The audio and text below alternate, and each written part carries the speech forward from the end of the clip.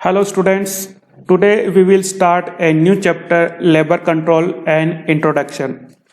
Traditionally, labor is considered to be the second important element of cost.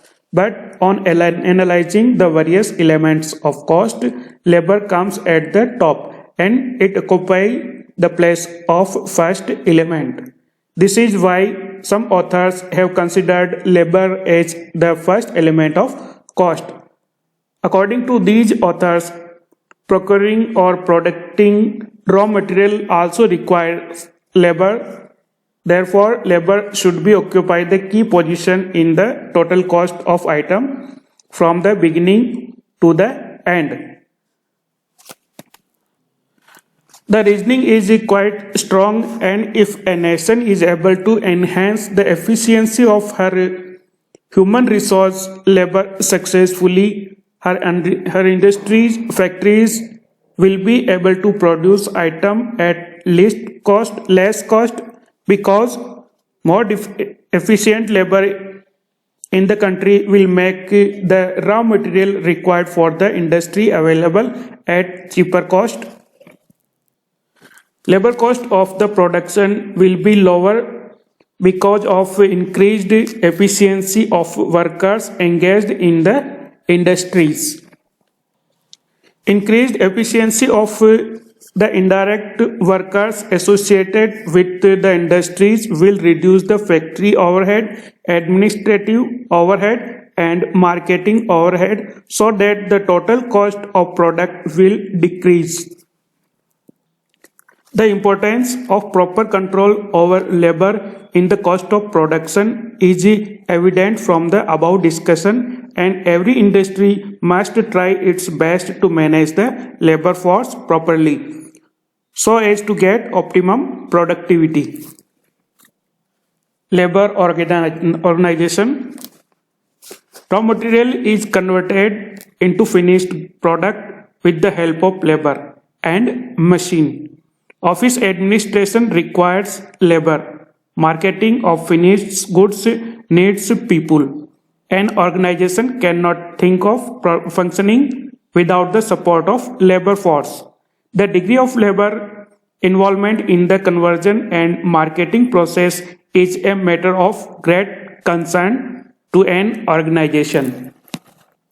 Mechanization and automation have been gradually bringing about a structural change in the labor components.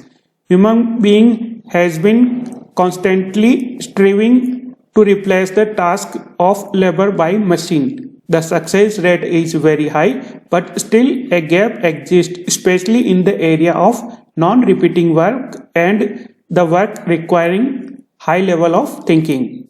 Therefore, the manpower is still an important and powerful segment of an organization operation. The quality of work has undergone a phenomenal change over the passage of the time. One need to know how a modern automatic machine works in the shop floor. One should know operation of computer in the office and how to work without paper or least paper. An employee in the office must have the knowledge of information technology. A marketing person should know about the advanced technology adopted in the product in order to win over an already knowledgeable customer. A salesman cannot sell an AquaGuard without explaining how it works, it functions. Labor cost refers to all expenses relating to recruitment and sustenance of labor force in the organization. While the personnel department looks after the recruitment and endorsement of labor, the cost accountant is concerned with the cost-benefit relationship. In the shop floor, the output of an employee can be measured. Job evaluation and merit rating helps manpower planning. Pecuniary and fringe benefit helps sustenance of labor force. It is necessary to measure and the gearing effect in the of input-output relations. Labor cost comprises of two important elements. First, direct payment to employees, and the second one is cost of fringe benefits provided to the employees. The payroll, maintained either manually or by the use of computer, gives the detail of monetary payment to the employees for the specific period. It contains the gross salary payable and various statutory and non-statutory deductions. Gross salary comprised of basic pay, increments, allowance, perquisites, overtime payments, etc. And deductions comprise taxes, insurance premium, provident fund, gratuity, loan recoveries, ESI, etc. These deductions are raised to the respective destinations by the employer. Payment for non-work such as since leave, holiday, layoff, strikes, on duty are also included in this. The provisions of various acts such as Factory Act, Workmen's Compensation Act, Industrial Disputes Act, Payment of Wages Act, etc. impose upon the employer to provide certain facilities to the employee. In addition to the direct payment, these facilities are termed as fringe benefits. Cost is involved in this and it is connected with labor cost. Thus, total labor cost equal to cost of labor by direct payment plus cost of labor by fringe benefits.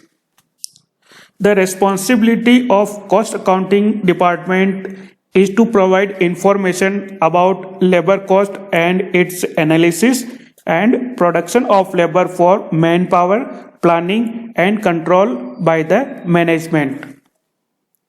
Now we will get knowledge about direct labor cost and indirect labor cost.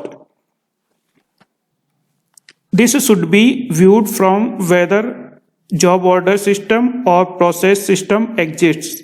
In job order system, cost of labor which refers to each job is directly related to the job and taken as a direct labor cost. Hence, the labor cost is bound by job. In the process system, cost of labor with reference to a specific time frame is directly related to the process and taken as direct labor cost. Hence, the labor is bounded by the time.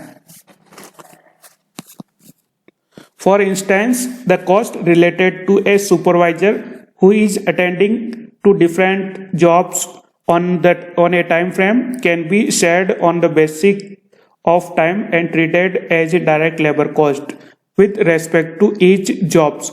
On other hand, if a supervisor is related to the specific process, the same can be taken as direct labor cost of that process. All the labor related costs other than direct labor cost are treated as indirect labor cost and included in overheads or indirect expenses. However, some of the fringe benefits can also be taken as direct labor cost. For example, employees' contribution towards provident fund and pension scheme. In many other cases, due to practical difficulties or non-feasibility reason, the cost of fringe benefits are treated as overheads.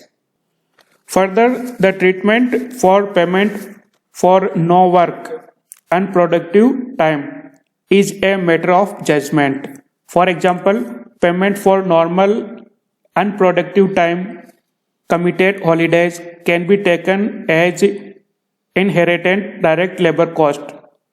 Labor cost on idle time, strike, locks out, strike, leave, etc. can be excluded from cost by transferring to costing profit and loss account. These are neither direct labor cost or indirect labor cost. Okay, the labor cost further divided into two parts.